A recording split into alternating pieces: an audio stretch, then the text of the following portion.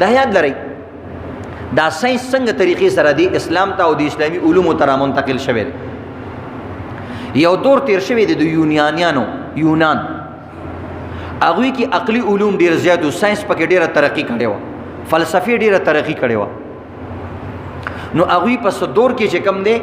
په اسلامي څیزونو باندې اعتراضات شروع کړل او هغوی په ساينس باندې ډېر پوهېدل په فلسفي او عقلي علومو باندې زیات پوهېدل محدثینو او مفسرینو د هغوی ډېر جوابات وکړو خو هغه د هغوی په عقل کې نه راتله ځکه مفسر او محدث په چې کوم جواب کو هغه به د قرآن آیات پیش کو یا به حدیث پیش کو هغه ویل نه عقلي خبرې کوه دا ته کومې خبرې کوې زه خو دغه نه منم ما ته په عقل باندې څیزونه ثابت کا نو دې وجې نه بیا یو دور د علماو تیر شوی د هغې ته د متکلمینو دور ویلی کېږي علماء متکلمین او دا د هارون رشید په دور کې هغوی دې احساس وکړو چې بی داسې چل کول پکار دی چې د دوی دا ساينس او دا عقلي علوم هم زده کول پکار دي چې د دوی په خوله باندې موږ دوی له جواب ورکړو یونانیانو په خپله باندې هغوی سره چې کوم د عقلیاتو کتابونه او هغوی بند کړي ځکه یونان والا هم یو مذهب سره تعلق لرو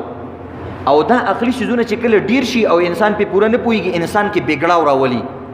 دماغ یې ګډوډ شي کله یو طرف ته سوچ کوي کله بل طرف ته سوچ نو دی یوناني خلکو هم په دې خپل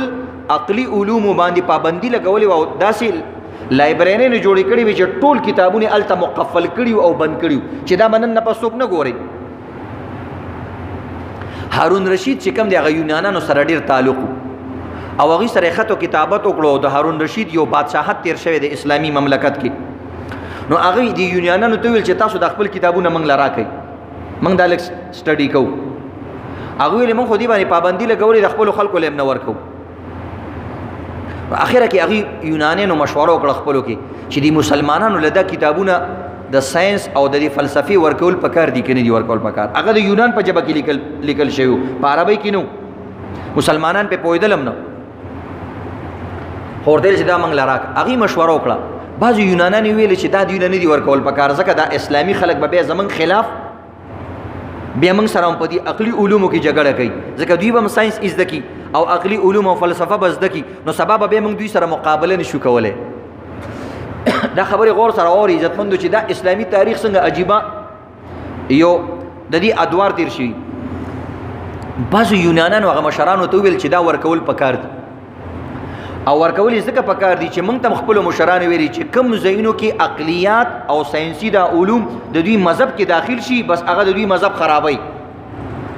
نو دا ساينس او دا عقلي علوم به موږ له ډېره فایده راکړي چې کله مسلمانان دا ووایي نو به د دوی نه به عقل پرست خلک جوړ شي قرآن او حدیث به دوی یو طرف ته پاتې شي نو د دوی په مذهب کې به هم دا بګړاو راولي او دا به موږ ته ډېره فایده راکړي چې مسلمان عقل پرست شي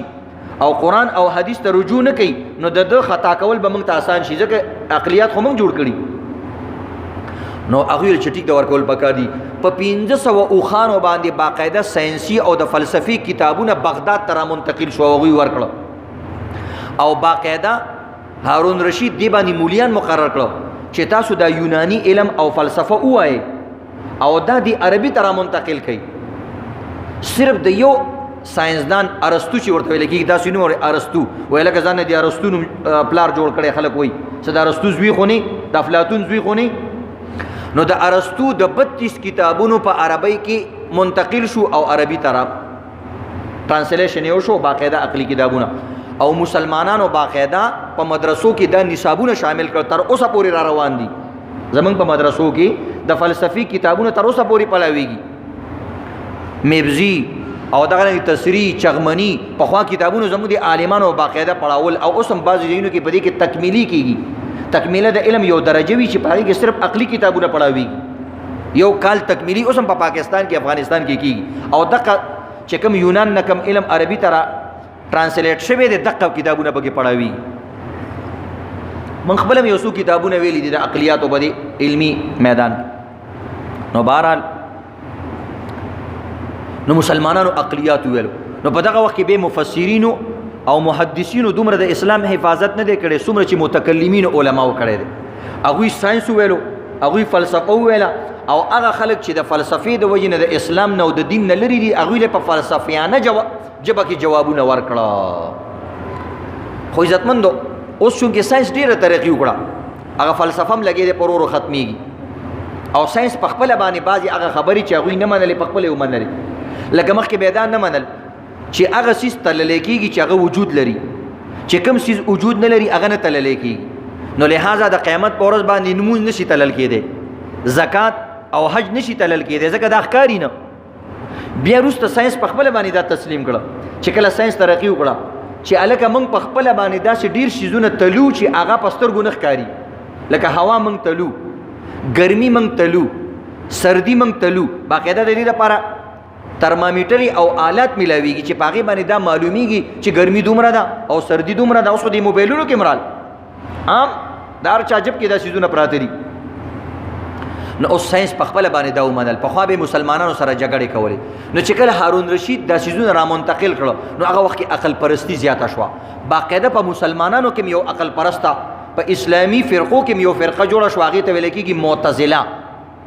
معتزله اسلامی فرقو کې یو فرقه ده او دی په خپل باندې اسلام بعضی عقاید ته ډیر زیات نقصان رسولې دي ځکه غینه عقل پرست خلک جوړ شو لکه اوس باز خلک چې یورپ کې پاتې شي امریکا کې او دغه ملکونو کې پاتې شي هغه په نوم باندې مسلمانان چې دلته راشي هغه سي عجیبه خبرې کوي اسلام بارک نو دی وجه نه په خپل هغه مسلمانانو بعضی فرقې وی لکه معتزله فرقې په خپل باندې د جسمانی معراج انکار کړي دي چې نه داسې نشي کېدی چې نبی رسول الله اسمان ته ختلی